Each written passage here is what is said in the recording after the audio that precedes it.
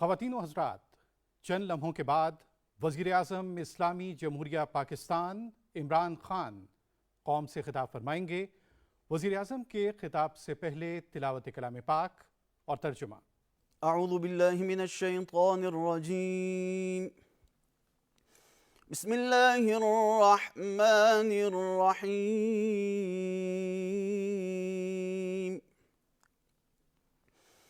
لیس البر ان تولوا وجوہکم قبل المشرق والمغرب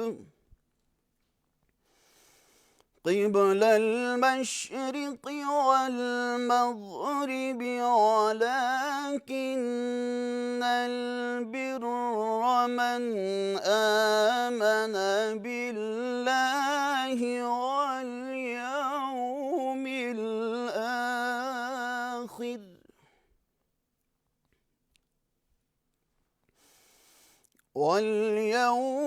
الآخر والملائكة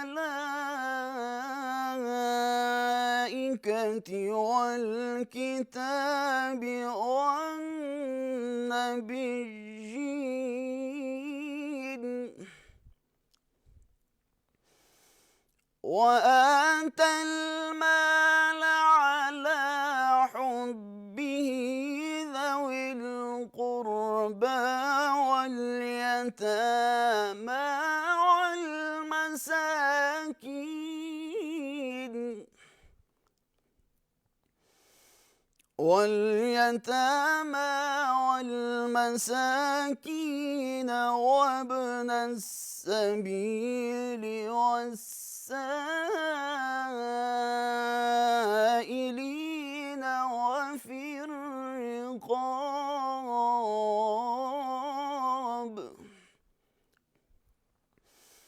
وأقام الصلاة وآتى الزكاة والموفون بعهدهم إذا عاهدوا،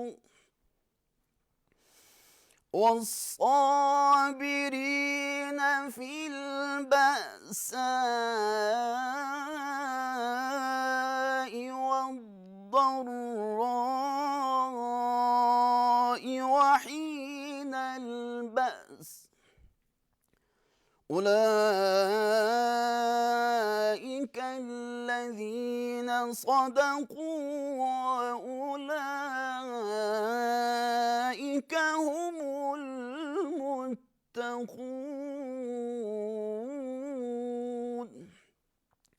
صدق اللہ العظیم۔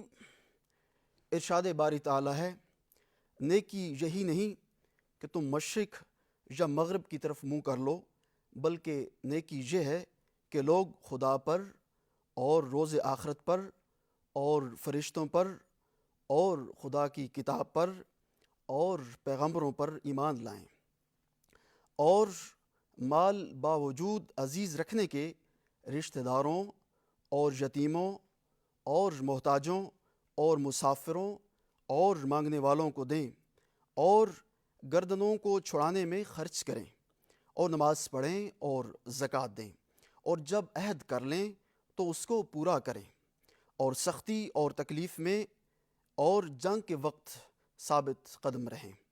یہی لوگ ہیں جو ایمان میں سچے ہیں، اور یہی ہیں جو خدا سے ڈرنے والے ہیں۔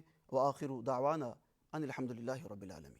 خواتین و حضرات، وزیر اعظم اسلامی جمہوریہ پاکستان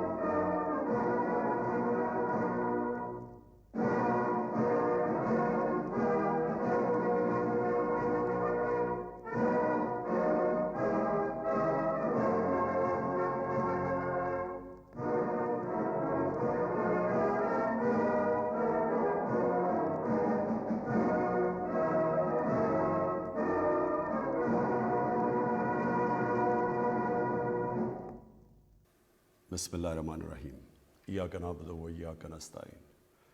میرے پاکستانیوں، آج مجھے بڑی خوشی ہے کہ ہم پاکستان کی تاریخ کا سب سے بڑا ویلفیئر پروگرام، یعنی ویلفیئر پروگرام کا مطلب کہ جس سے ہم نے اس ملک کو ایک فلاحی ریاست کی طرف لے کے جانا ہے، وہ سب سے بڑا ویلفیئر پروگرام آج میں آپ کے سامنے رکھ رہا ہوں۔ میں آج خاص طور پہ خراج تحسین پیش کرنا چاہتا ہوں ہماری احساس کی جو ٹیم ہے، جس نے 3 سال لگائے سارے ملک میں ڈیٹا بنانے کے لیے کہ جس سے ہمیں پتہ چلے کہ ہر خاندان جو پاکستان میں ان کی کیا حیثیت ہے، کیا ان کے حالات کیا ہیں، اور یہ بڑا مشکل کام تھا۔ 3 سال ہمیں لگے یہ پورا ڈیٹا بنانے کے لیے۔ تو جب تک وہ ڈیٹا نہیں تھا ہمارے لیے سبسڈیز دینا اور آسان نہیں تھا، وہ اندازوں پہ تھا۔ تو اب ہمارے پاس ایک پورا ڈیٹا بیس آ گیا، اس لیے آج میں اس پوزیشن میں ہوں کہ میں آپ کے سامنے یہ پروگرام اناؤنس کر سکتا ہوں۔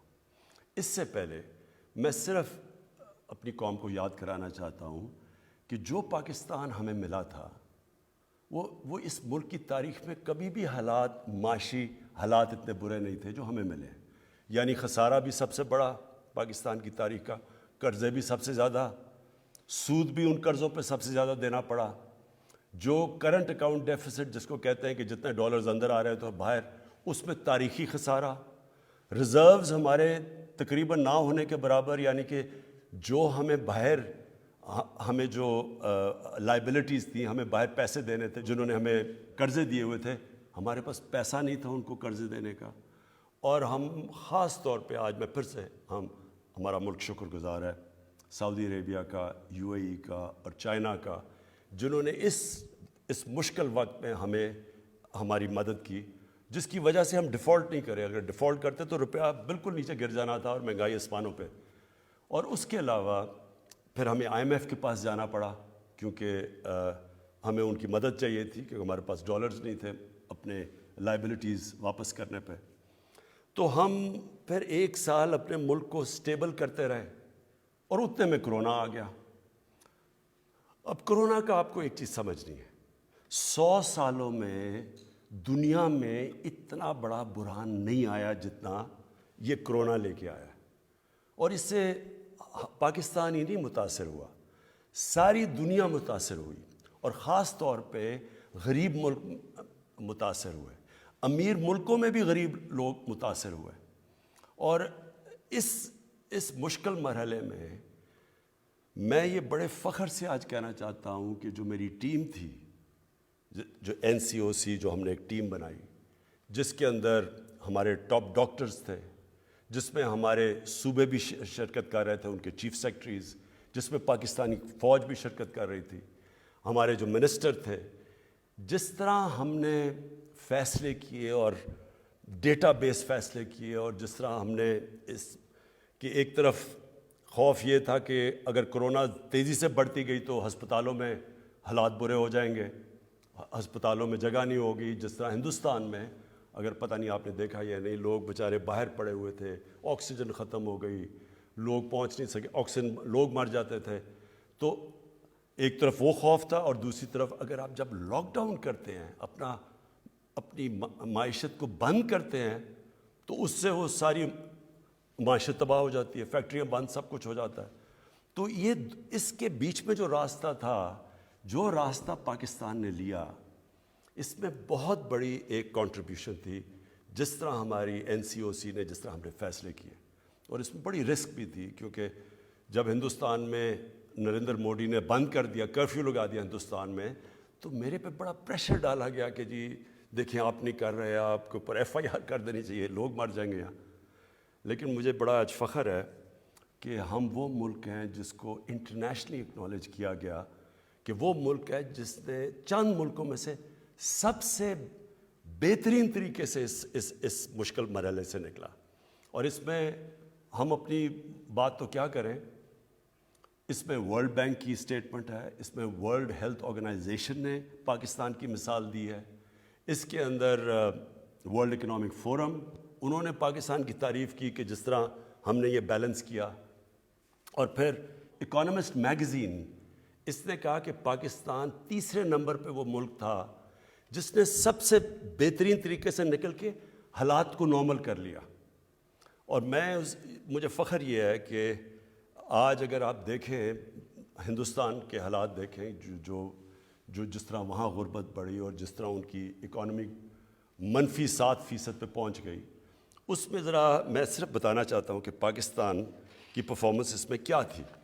امریکہ نے, یونائٹڈ اسٹیٹس نے, جب انہوں نے لاک ڈاؤن لگایا اور ان کی معیشت نیچے چلی گئی تو انہوں نے 4,000 ارب ڈالر خرچ کیا اپنی معیشت کو ڈیمانڈ اٹھانے کے لیے. پاکستان جس کی امریکہ کی 33 کروڑ آبادی ہے اور ہماری 22 کروڑ, ہم نے ٹوٹل پیسہ 8 ارب ڈالر خرچ کیا جس سے ہم نے اپنی معیشت کو بچایا. تو میں اس میں ذرا صرف آپ کو بتانا چاہتا ہوں کہ ہم نے کیا کیا قدم اٹھائے. ہمیں سب سے بڑا خوف یہ تھا کہ لوگ بے روزگار ہو جائیں گے. اگر کاروبار ٹھپ ہو جائے تو لوگ بے روزگار ہوں گے, اور جب لوگ بے روزگار تو غربت بڑھے گی. تو اس لیے ہم نے وہ جو لاک ڈاؤن سے ہم بچتے رہے, ہم نے چھوٹے lockdown, smart lockdown, لیکن وہ اپنی بالکل اکانومی بند نہیں کی, اور ہم نے خاص طور پہ اپنی زراعت کو بچایا, اور ہم نے کسی سٹیج پہ ان کو بند نہیں ہونے دیا. اور دوسرا ہم نے کنسٹرکشن کو بچایا, کیونکہ شہروں میں سب سے زیادہ جو لوگ روزگار دیتا ہے وہ کنسٹرکشن انڈسٹری دیتی ہے. اور پھر ہم نے ایکسپورٹس کو پوری بچانے کی کوشش کی, کیونکہ اگر ایکسپورٹس بند ہو جاتی تو ہمارا ڈالر کم ہونے تھے اور روپے نے گر جانا تھا. تو میں صرف پہلے اپنی زراعت کا بتانا چاہتا ہوں کہ اللہ کا کرم ہماری پالیسیز سے کیا ہوا. آج ہماری جو چاول کی گروتھ ہے, جو جتنی تیز سے وہ بڑھا ہے, وہ 13.6% ہے. ہماری مکئی 8% زیادہ بڑھی. ہماری جو گنا ہے وہ 22% زیادہ بڑھا ہے. جو گندم ہے وہ 8%. یہ سب ریکارڈ ہوا ہے پاکستان کے اندر. اور جو پچھلے سال ہماری کاٹن فیل ہو گئی تھی, اس میں اس سال 81% گروتھ ہوئی ہے. اور جو اضافی پیسہ گیا ہے ہمارے زراعت کے اندر وہ 1100 ارب روپیہ گیا ہے. اور اس سال آپ یہ سمجھیں کہ اگر کسانوں کا حالات اچھے ہیں تو وہ کیسے ہمیں پتہ چلتا ہے کہ کسانوں کے وہاں خوشحالی آئی ہے. ریکارڈ موٹر سائیکل کی سیل ہوئی ہے پاکستان کی تاریخ میں, اور ٹریکٹر کی ریکارڈ سیل ہوئی ہے. اور اس کے علاوہ جو یوریا ہے, یوریا 23% زیادہ استعمال ہوا ہے. اس کا مطلب کہ حالات اچھے, اور انشاءاللہ جب کسان خوشحال ہوتا ہے تو اس سے ملک کی پیداوار بڑھتی ہے اور ملک کا فائدہ ہوتا ہے. دوسری چیز جو ہماری ہاؤسنگ تھی, ہم نے کنسٹرکشن کے لیے کیا. کنسٹرکشن میں اس وقت 600 ارب روپے کے پروجیکٹس چل رہے ہیں, کیونکہ ہم نے کنسٹرکشن کو انسینٹیوائز کیا. پھر ہمارا جو انڈسٹری ہے, اصل تو دولت ملک کی تب بنتی ہے جب اس کی ملک کی انڈسٹری اٹھے. تو پہلے تو میں آپ کو یہ بتا دوں کہ لارج اسکیل مینوفیکچرنگ بڑی دیر کے بعد پاکستان میں پچھلے 3 مہینے میں تقریباً 13% اس میں گروتھ ہوئی ہے. اس کا مطلب ملک کی دولت میں بھی اضافہ, اس کا مطلب روزگار بھی زیادہ. لیکن میں اور انڈسٹریز بتا دوں کہ انجینئرنگ کے اندر 350% کے ان کے پروفٹس کے اندر بڑھا, ان کا نفع بڑھا ہے 350 ارب روپیہ. ٹیکسٹائل میں 163% اضافہ ہوا ہے ان کے پروفٹس کے اندر. گاڑیوں میں 131% اضافہ ہوا ہے. سیمنٹ میں 113% اضافہ ہوا ہے. اور آئل اور گیس میں 75% اضافہ ہوا ہے. جو بجلی کی کنزمپشن بڑھی ہے, ہمیں کیسے پتہ ہے کہ ہماری انڈسٹری چلنی شروع ہو گئی ہے, ملک کی گروتھ ریٹ بڑھ گئی ہے؟ تو بجلی کی کنزمپشن میں 13% اضافہ ہوا ہے. اور جو ہمارا ٹیکس ہے, جو پاکستان کی جو سب سے ہمیں کیوں ہم پھنس جاتے ہیں, ہمارے پاس اتنی آمدنی نہیں ہوتی اپنے خرچے پورے کرنے کے لیے. 37% ہمارا ٹیکس کے اندر اضافہ ہوا ہے. ہمارا جو ٹارگٹ ہے ٹیکس کا, اللہ کا خاص کرم ہے کہ ہم اس ٹارگٹ سے اوپر جا رہے ہیں. یہ بڑا کم ہوا ہے پاکستان میں. تو ہمارے انڈیکیٹرز اللہ کا شکر ہے کہ صحیح راستے پہ چلے گئے. میں صرف ایک اور بڑی خوشخبری سناؤں کہ جو آئی ٹی ہے, جو نوجوانوں کے لیے جو فیوچر ہے پاکستان کا آئی ٹی کا, پچھلے سال 47% اضافہ ہوا آئی ٹی کے اندر, اور اس سال لگ رہا ہے کہ 75% ہماری آئی ٹی کے اندر گروتھ ہو رہی ہے.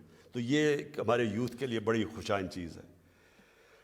لیکن اب میں جو ایشو ہے اس کی طرف آنا چاہتا ہوں کہ جو مہنگائی کا مسئلہ ہے اور مہنگائی کا واقعی مسئلہ ہے، اور میں اپنے جو ہمارے میڈیا میں بھی لوگ بیٹھے ہیں، اپوزیشن کا تو خیر ہمیں پتہ، ان کا تو کام ہے اور ہونا بھی چاہیے کہ تنقید کرنا گورنمنٹ پہ، میڈیا کا بھی کام ہے، تنقید کرتے ہیں اور تنقید سے معاشرے کو فائدہ ہوتا ہے، کنسٹرکٹیو کرٹیسزم سے. لیکن میں صرف میڈیا کو چاہتا ہوں کہ تھوڑا بیلنس کریں کہ کیا ہماری گورنمنٹ کی وجہ سے کتنی مہنگائی بڑھی ہے، اور کیونکہ ہم ایک دنیا کا حصہ ہیں، جو دنیا میں جو ہو رہا ہے اس کی وجہ سے ہمیں کتنا نقصان ہوا ہے، ہمارے لوگوں کے اوپر کتنا بوجھ پڑا ہے. تو ایک بلومبرگ کموڈٹی انڈیکس ہے، اور میں اپنے جو ہمارے نوجوان ہیں وہ تو اپنے موبائل فون کے اوپر گوگل کر سکتے ہیں، لیکن میں اپنے میڈیا کے لوگوں کو بھی کہنا چاہتا ہوں. اس کے مطابق ایک سال میں 50% اضافہ ہوا ہے کموڈٹی پرائسز میں. پاکستان کے اندر جو انفلیشن ہے، جو مہنگائی ہے، وہ 9% ہے. انٹرنیشنلی بلومبرگ کے انڈیکس کے مطابق 50% اضافہ ہوا ہے. میں اور ملکوں کا بتا، مثلا ترکی ہے، ترکی کے حالات ہمارے سے بہت بہتر تھے. ترکی میں مہنگائی 19% ہے آج ان کی جو کرنسی ہے، ہم کہتے ہیں نا ہمارا روپیہ گرا ہے، ان کا 35% ان کی کرنسی نیچے گری ہے. امریکہ کے اندر 2008، امریکہ اور یورپ کے اندر 2008 کے بعد سب سے زیادہ مہنگائی ہوئی ہے. اب چائنا، اس کا جو پروڈیوسر پرائس انفلیشن ہے، پروڈیوسر پرائس انفلیشن، وہ 26 سال میں سب سے زیادہ اس کی مہنگائی اوپر گئی ہے. اور جرمنی میں 50 سال کے بعد سب سے زیادہ مہنگائی ہوئی ہے جرمنی کے اندر. گیس کے اوپر آ جائیں، کیونکہ ابھی سردیاں آ رہی ہیں اور ہمیں گیس کا مسئلہ آنے والا ہے. گیس پہ آ جائیں. امریکہ کے اندر 116% تک نیچرل گیس کے اندر قیمتیں بڑھی ہیں. یورپ میں 300% تک گیس کی قیمتیں بڑھی ہیں. اور پاکستان میں جو آپ کے گھروں میں گیس جا رہی ہے اس کی کوئی قیمت نہیں بڑھی. قیمت تو بڑھ رہی ہے وہ جو ہم باہر سے گیس امپورٹ کر رہے ہیں. اب اس کا میں پھر سے کہتا ہوں کہ ہم اس کا کیا کریں؟ جو انفلیشن باہر سے آ رہی ہے، اگر تو اللہ کرے کہ ہمارے ملک میں یہ ساری چیزیں ہوں تو اب ہم اور قیمتیں نیچے لے جائیں. لیکن باہر سے بھی جو آ رہی ہیں چیزیں، اس میں ذرا ایک چیز یاد رکھیں کہ جو فریٹ ہے، جو سمندر سے جو کشتیوں میں سامان آتا ہے پاکستان میں، 350% فریٹ کے اندر اضافہ ہوا ہے. اس میں اب پاکستان کیا کر سکتا ہے؟ پھر تیل پہ آ جائیں. اصل میں جب تیل مہنگا ہوتا ہے تو ساری چیزیں مہنگی ہو جاتی ہیں. اب تیل پچھلے 3-4 مہینے میں تیل کی قیمت 100% بڑھ گئی ہے. یعنی تیل تھا $42 کا، آج وہ پہنچ گیا $85 کے اوپر. ہمارے ملک میں کتنی بڑی ہے تیل کی قیمت؟ 33%. انٹرنیشنلی 100% بڑی ہے. اب ذرا یہ بھی ذرا دیکھ لیں کہ ہمارے جو ساتھ ملک ہیں جدھر بلکہ غربت ہمارے سے بھی زیادہ ہے، بنگلہ دیش اور ہندوستان میں. آج ہندوستان کے اندر تیل کی قیمت ہے $250 لیٹر. بنگلہ دیش میں تیل کی قیمت ہے $200 لیٹر. پاکستان میں تیل کی قیمت ہے $138 لیٹر. یہ کیوں کم ہے؟ کیونکہ ہم نے جو لیویز لگتی ہیں، یعنی جو ٹیکس لگتا ہے، وہ سارے ہم نے کم کرتے گئے تاکہ لوگوں کے اوپر بوجھ نہ پڑے. اگر ہم جس طرح انٹرنیشنل قیمتوں میں اضافہ تھا اسی طرح ہم کرتے، یا جو پچھلی گورنمنٹ نے ٹیکسز لگائے ہوئے تھے، تو آج ہمیں 450 ارب مزید اس گورنمنٹ کو فائدہ ہونا تھا. وہ ہم نے اپنے پیٹ کاٹ کے، تو اس لیے تاکہ لوگوں کے اوپر بوجھ نہ پڑے.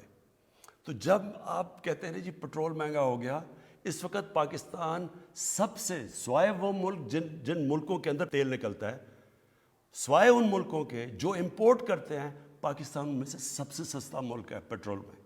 لیکن میں آج آپ کو کہہ رہا ہوں کہ ہمیں پٹرول بڑھانا پڑے گا، کیونکہ ہم اگر پٹرول نہیں بڑھاتے تو ہمارا خسارہ بڑھتا جا رہا ہے. اور خسارہ آگے بوجھ پڑا ہوا ہے ہمارے قرضوں کے اوپر جن کا سود دینا پڑتا ہے. تو ہمیں تھوڑا پٹرول کی قیمت بڑھانی پڑے گی، میں آج آپ کو کہہ رہا ہوں.